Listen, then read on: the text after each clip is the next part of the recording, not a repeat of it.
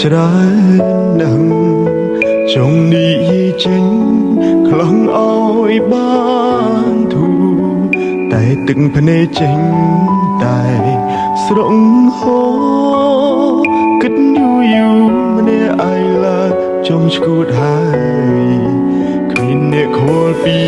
សុខរបស់ខ្ញុំទេ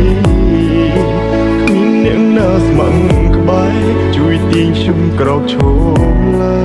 យខ្ញុំសែនស្មុគស្មាញខ្លាំងណាស់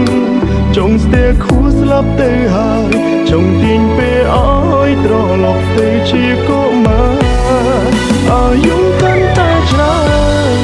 សម្ពាធកាន់តែធំต้องសងប្រមផ្ដុំបង្កើតជាបញ្ហាជំងឺបាំងទឹកចិត្តតើគួរព្យាបាលបែបណា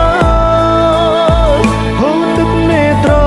ហត់នឿយខ្លាំងដល់ហើយអាយុកាន់តែច្រើន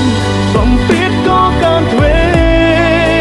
បញ្ហាចូលហោហាយតែរួចតែជួបទុំអិនស្បើយគ្មានអ្នកចាំលើកទឹកចិត្តក្រៅពីខ្លួនឯងឡើយជីវិតអើយងងឹតឈឹងគ្មានគោលដៅ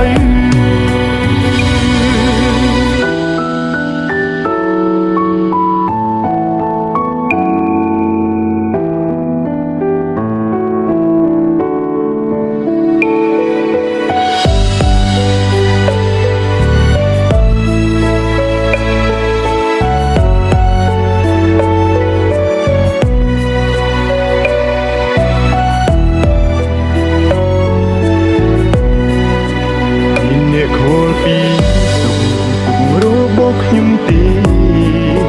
គ្មានអ្នកណាស្មឹងក្បែរជួយទាញខ្ញុំក្រោកឈរឡើយខ្ញុំសែនស្មុគស្មាញខ្លាំងណាស់ចង់ស្ទែខួរស្លាប់ទៅហើយចង់ទាញពេលអើយត្រឡប់ទៅជាកុមារអាយុកាន់តែច្រើនសម្ពាធកាន់តែធំ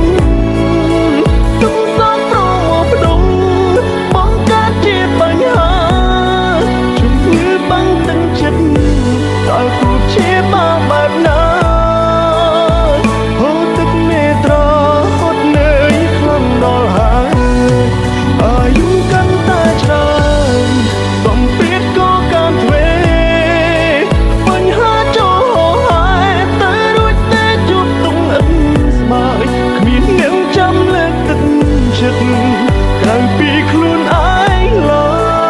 យជីវិតអើយគ្មានគោលដៅគ្មានអ្នកចាំលើកទឹកចិត្តក្រៅពីខ្លួនឯងឡើយជីវិតអើយងងឹតឈឹងគ្មានគោលដៅ